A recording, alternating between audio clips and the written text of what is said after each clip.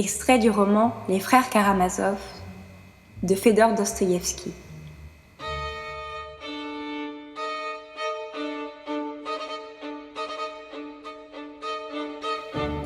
De quel isolement parlez-vous ?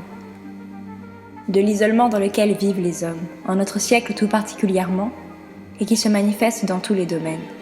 Ce règne-là n'a pas encore pris fin, et il n'a même pas atteint son apogée. À l'heure actuelle, chacun s'efforce de goûter la plénitude de la vie, en s'éloignant de ses semblables et en recherchant son bonheur individuel. Mais ces efforts, loin d'aboutir à une plénitude de vie, ne mènent qu'à l'anéantissement total de l'âme, à une sorte de suicide moral par un isolement étouffant. À notre époque, la société s'est décomposée en individus, qui vivent chacun dans leur tanière comme des bêtes, se fuient les uns les autres et ne songent qu'à se cacher mutuellement leurs richesses.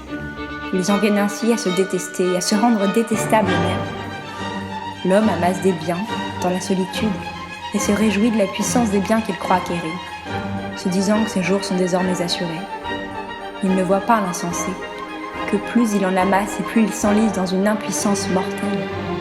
Il s'habitue en effet à ne compter que sur lui-même, ne croit plus à l'entraide, oublie dans sa solitude les vraies lois de l'humanité, et en vient finalement à trembler chaque jour pour son argent, dont la perte le priverait de tout. Les hommes ont tout à fait perdu de vue que de nos jours.